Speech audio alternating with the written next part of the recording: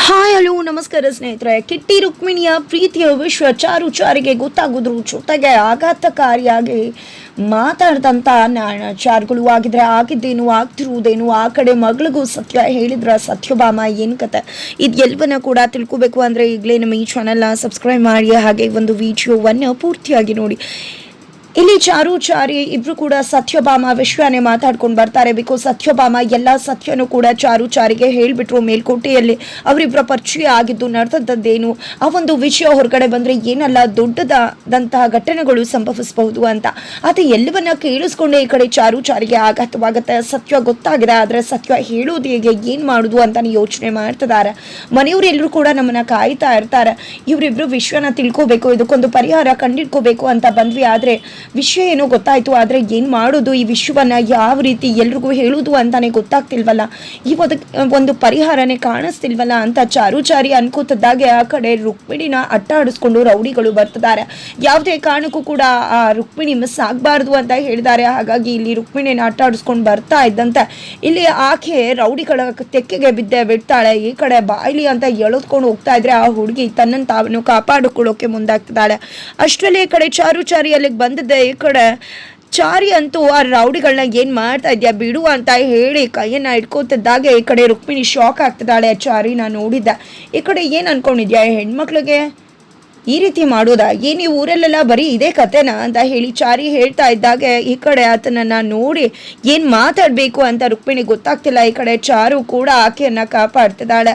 ತದನಂತರ ಈ ಕಡೆ ರೌಡಿಗಳನ್ನ ಹಿಗ್ಗಾಮುಗ್ಗ ಬಾರಿಸ್ತಾ ಇದ್ದಾರೆ. ಏನು ಅನ್ಕೊಂಡಿದ್ರೆ ಹೆಣ್ಮಕ್ಳುಗಳನ್ನ ಕಾಪಾಡಬೇಕಾಗಿರೋದು ನಾವು, ಅದನ್ನು ಬಿಟ್ಟು ನಮಗಿರೋ ಒಂದು ಸ್ಟ್ರೆಂಥನ್ನು ಬಳಸ್ಕೊಂಡು ಹೆಣ್ಮಕ್ಳುಗಳಿಗೆ ಈ ರೀತಿ ಮಾಡೋದಾ ಅಂತ ಹೇಳಿ ಹಿಗ್ಗಾಮುಗ್ಗ ತರಾಟೆಗೆ ತಗೊಂಡು ರೌಡಿಗಳ ಜೊತೆ ಹಿಗ್ಗಾಮುಗ್ಗವಾಗಿ ಫೈಟ್ ಮಾಡೇ ಬಿಡ್ತಾನೆ, ಹಿಗ್ಗಾಮುಗ್ಗ ಬಾರಿಸೇ ಬಿಡ್ತಾನೆ ರಾಮಾಚಾರಿಯವ್ರನ್ನ ಅಂತ ಹೇಳ್ಬೋದು.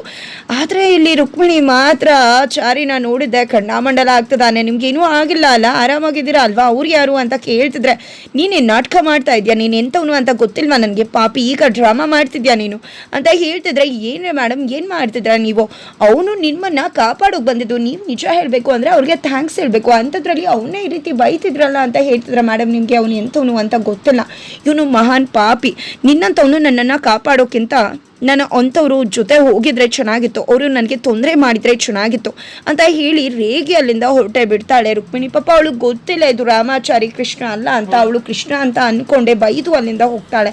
ಈ ಕಡೆ ಏನು ಮೇಡಮ್ ಇದು, ಥ್ಯಾಂಕ್ಸ್ ಹೇಳೋದು ಬೇಡ, ಅದನ್ನು ಬಿಟ್ಟು ಏನೇನೋ ಮಾತಾಡಿ ಹೋಗ್ತಿದ್ದಾರಲ್ಲ, ಏನು ಹೇಳಬೇಕು ಇವ್ರಿಗೆ ಅಂತ ರಾಮಾಚಾರಿ ಕೂಡ ಹೇಳ್ತಿದ್ದಾನೆ. ಅತ್ತ ಕಡೆ ನಾಣಾಚಾರ್ಯಗಳು ದೇವ್ರ ಮುಂದೆ ಕೂತ್ಕೊಂಡು ಪ್ರಾರ್ಥನೆ ಮಾಡ್ತಾ ಇದ್ರೆ ಅಲ್ಲಿಗೆ ಕೋದಂಡವ್ರು ಬರ್ತಾರೆ.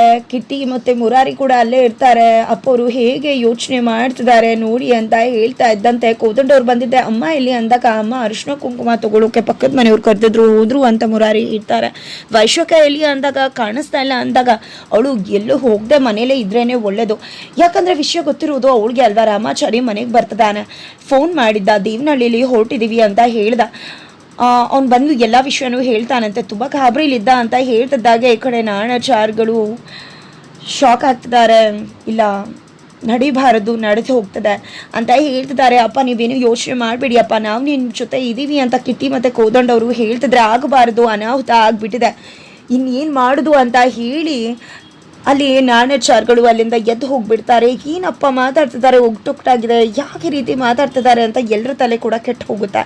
ಅತ್ತ ಕಡೆ ಸತ್ಯಭಾಮ ಅವರ ಮಗಳು ಹೋಗಿದ್ದೆ. ಅಮ್ಮ ಅವರನ್ನು ನಾನು ನೋಡಿದಾಗ ನನಗೆ ಒಂದು ರೀತಿ ಖುಷಿ ಆಯಿತು. ಮದುವೆ ಆಗಬೇಕು ಅಂದರೆ ಗಂಡನ ಕಡೆಯವರು ಅಪ್ಪನ್ನ ಕರಿಬೇಕು ಅಂತ ಹೇಳ್ತಿದ್ರು, ಅಂಥದ್ರಲ್ಲಿ ಇವ್ರು ಬಂದರು ಅಂತ ಅವ್ರು ಏನು ನಿನ್ನ ಜೊತೆ ಮಾತಾಡಿ ಹೋದರು. ಅಮ್ಮ ಹೇಳು, ಹೀಗೆ ಬಂದರು, ಅತಿಥಿ ಸತ್ಕಾರ ಸ್ವೀಕರಿಸಿದ್ರು, ಅದೇನು ಪ್ರಶ್ನೆಗಳನ್ನ ಕೇಳಿದ್ರು, ಅದನ್ನು ಕೇಳಿಕೊಂಡು ಹೊರಟುಬಿಟ್ರ. ಏನು ಹೇಳಿದೆ ನೀನು ಅವ್ರಿಗೆ, ನಮ್ಮಪ್ಪ ಎಲ್ಲಿ, ಏನಾಯಿತು, ಏನು ಕತೆ, ನಿನಗೆ ಅಮ್ಮ ಗಂಡ ಇಲ್ಲದೆ ಬದುಕೋದು ಸುಲಭ ಇರ್ಬೋದು, ಆದರೆ ಅಪ್ಪ ಇಲ್ಲದೆ ಬದುಕೋದು ತುಂಬ ಕಷ್ಟ ಆಗುತ್ತಮ್ಮ, ದಯವಿಟ್ಟು ಹೇಳು, ನನ್ನ ಹತ್ರ ಏನು ವಿಷಯ ಏನು ಅಂತ ಹೇಳು ಅಮ್ಮ ಅಂತ ಹೇಳಿ ರಿಕ್ವೆಸ್ಟ್ ಮಾಡ್ಕೊತಿದ್ದಾಳೆ ಸತ್ಯಭಾಮ ಹತ್ರ ಅವ್ರ ಮಗಳು. ಆದರೆ ಸತ್ಯಭಾಮ ಅವ್ರು ಮಾತ್ರ ಯಾವುದೇ ಕಾರಣಕ್ಕೂ ಏನನ್ನ ಹೇಳೋಕ್ಕೂ ಕೂಡ ರೆಡಿ ಆಗಿಲ್ಲ. ಅತ್ತ ಕಡೆ ಏನು ಮಾಡಬೇಕು ಅಂತ ಮಗಳಿಗೂ ಕೂಡ ತೋಚ್ತಾ ಇಲ್ಲ.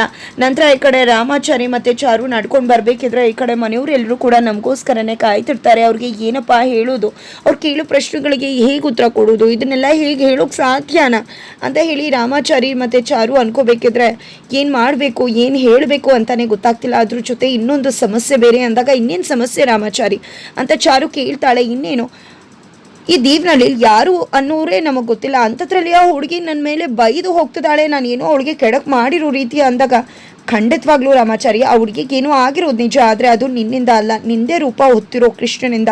ಕೃಷ್ಣಂಗೂ ಅವಳಿಗೂ ಏನೋ ಸಮಸ್ಯೆ ಆಗಿರ್ಬೋದು, ಅವಳಿಗೆ ಏನೋ ಕೃಷ್ಣ ತೊಂದರೆ ಮಾಡಿರ್ಬೋದು, ಅದೇ ಕಾರಣಕ್ಕೆ ಅವಳು ಆ ರೀತಿ ಮಾತಾಡ್ತಿದ್ದಾಳೆ. ಮನೆಗೆ ಹೋದಾಗ ಕೃಷ್ಣನ ಕೇಳಿದ್ರೆ ಎಲ್ಲ ಕೂಡ ಗೊತ್ತಾಗತ್ತೆ ಅಂತ ಹೇಳ್ತಾರೆ ಈ ಕಡೆ ಚಾರು ಕೂಡ.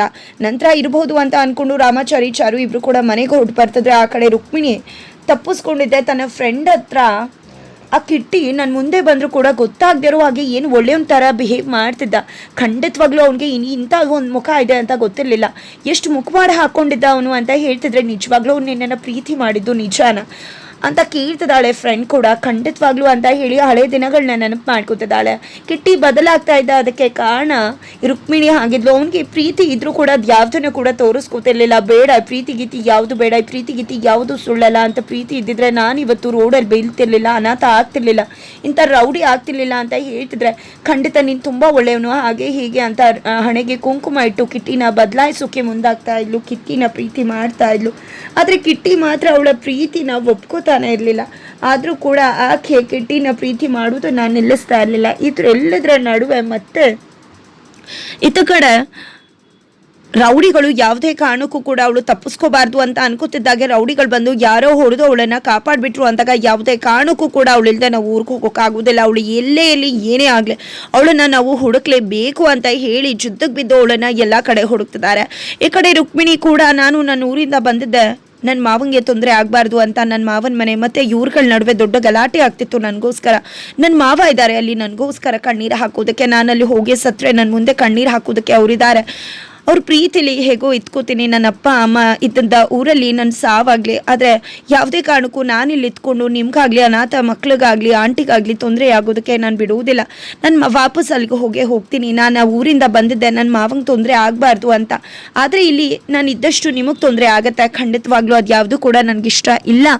ಖಂಡಿತವಾಗ್ಲೂ ನಾನು ಊರಿಗೆ ಹೋಗ್ಬಿಡ್ತೀನಿ ಅಂತ ಹೇಳ್ತಿದ್ದಾಳೆ. ಇಲ್ಲಿ ಅವಳ ಮಾವ ಅವಳನ್ನು ತುಂಬ ಅಂದರೆ ತುಂಬ ಪ್ರೀತಿ ಮಾಡ್ತಾರೆ. ಅವಳನ್ನು ಪ್ರೀತಿಸುವಲ್ಲಿ ಒಂದು ಜೀವ ಇದ್ದರೆ ಅವಳಿಗೋಸ್ಕರ, ಅವಳ ದುಡ್ಡಿಗೋಸ್ಕರ, ಆಸ್ತಿಗೋಸ್ಕರ ಅವಳನ್ನು ಸಾಯಿಸೋಕೆ ಮತ್ತಷ್ಟು ಜೀವಗಳಿದೆ. ಎರಡು ಕುಟುಂಬಗಳ ನಡುವೆ ಅವಳಿಗೋಸ್ಕರ ಯುದ್ಧ ನಡೀತಾ ಇದೆ. ಹಾಗಿದ್ರೆ ಇತ್ತ ಕಡೆ ಚಾರಿ ಮನೆಗೆ ಬರ್ತಿದ್ದಾರೆ. ಮನೆಗೆ ಬರ್ತಿದ್ದಾಗೆ ಈ ಕಡೆ ನಾಣಚಾರ್ಗಳ ಆ ಒಂದು ಗುಟ್ಟು ರಟ್ಟಾಗುತ್ತಾ. ಸತ್ಯಭಾಮ ನಾಣಚಾರ್ಗಳ ನಡುವೆ ಇರ್ತಕ್ಕಂಥ ಆ ಒಂದು ಮಹಾ ಸತ್ಯ ಏನು, ಆ ಒಂದು ಆಘಾತಕಾರಿ ಸತ್ಯ ಹೊರಬಿದ್ರೆ ಏನಾಗ್ಬೋದು ಅಂಥದ್ದು ಏನಿದೆ ಅದರ ಹಿಂದೆ, ಇದು ಎಲ್ಲವನ್ನ ಕೂಡ ತಿಳ್ಕೋಬೇಕು ಅಂದರೆ ಈಗಲೇ ನಮ್ಮ ಈ ಚಾನಲ್ನ ಸಬ್ಸ್ಕ್ರೈಬ್ ಮಾಡಿ, ಹಾಗೆ ಈ ಒಂದು ವಿಡಿಯೋವನ್ನು ಪೂರ್ತಿಯಾಗಿ ನೋಡಿ.